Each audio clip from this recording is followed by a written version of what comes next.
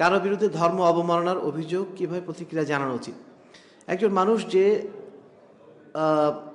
হয়তো আল্লাহ রসুলের নামে কটূক্তি করেছে অথবা আল্লাহর নামে কটূক্তি করেছে, ইদানিং যে ঘটনাগুলো ঘটেছে, এই ঘটনা ঘটার ক্ষেত্রে আমরা দেখেছি দুই রকম প্রতিক্রিয়া। বিশেষ করে দেখেছি আমরা ময়মনসিংহে একজন শ্রমিককে মেরে ফেলা হয়েছে পুড়িয়ে। সে আল্লাহ রসুলের নামে কোনো কটূক্তি করেছিল বলে বলা হচ্ছে।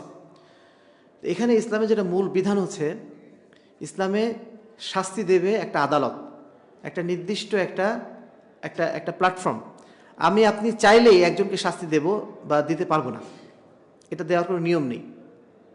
তো যারা এভাবে হঠাৎ করে মানে তার উপরে আক্রমণ চালান বা এভাবে পুড়িয়ে মারেন, এইগুলো ইসলামের নিয়ম না, বরং কি করতে হবে, তাকে ধরে আদালতে দিতে হবে এবং আদালত তার বিচার করবে, বা সমাজে দিতে হবে, সমাজ তার বিচার করবে।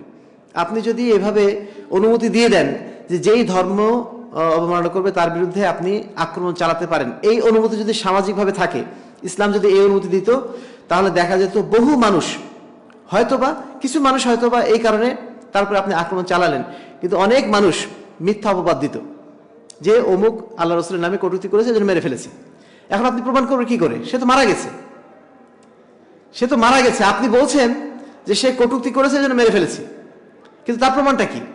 সে যে কটূক্তি করেছে করেনি, সে তো মারা গেছে, সে মানে কোনো প্রমাণ আমি পাচ্ছি না। তো এই জন্য ইসলামে এই অনুমতি নাই। এখন আপনি বলবেন যে ওই যে কাব বিন আশরাফকে মেরে ফেলা হয়েছিল, একজন সাহাবী, অথবা হ্যাঁ, কাব বিন আশরাফকে মেরে ফেলা হয়েছিল, একজন সাহাবী মেরে ফেলেছিলেন। তো এই ক্ষেত্রে কি হয়েছিল কি, মানে তখন ওই সাহাবাকে আল্লাহ রাসূল সাল্লাল্লাহু আলাইহি ওয়াসাল্লামের আদালতে নিয়ে আসা হয়েছিল এবং অন্য সাহাবীরা ভাবছিলেন যে এই লোক তো মেরে ফেললো, একজন মানুষ হত্যার দায়ে আল্লাহ রাসূল সাল্লাল্লাহু আলাইহি ওয়াসাল্লাম নিশ্চয়ই তাকে কিসাস নেবেন। কিন্তু আল্লাহ রসুল তার উপর কিসাস নেন নাই। কেন নেন নাই? কারণ সে আল্লাহ রসুলের অবমাননা আসলেই করেছিল। এটা যখন প্রমাণিত হয়ে গেছে, আল্লাহ রসুল ছেড়ে দিয়েছেন। তা আজকের যুগেও যদি কেউ এ ধরনের ঘটনা ঘটায় ফেলে, আবেগের বশে, সেক্ষেত্রে আদালত কি করবে?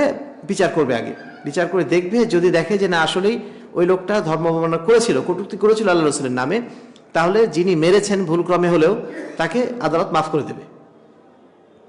কিন্তু প্রাইমারিলি ধর্ম অবমাননার অভিযোগ আগে আদালতে প্রমাণিত হতে হবে, তারপর শাস্তি আরোপ করতে হবে। আমি আপনি সাধারণ মানুষ এজন্য আদিষ্ট না।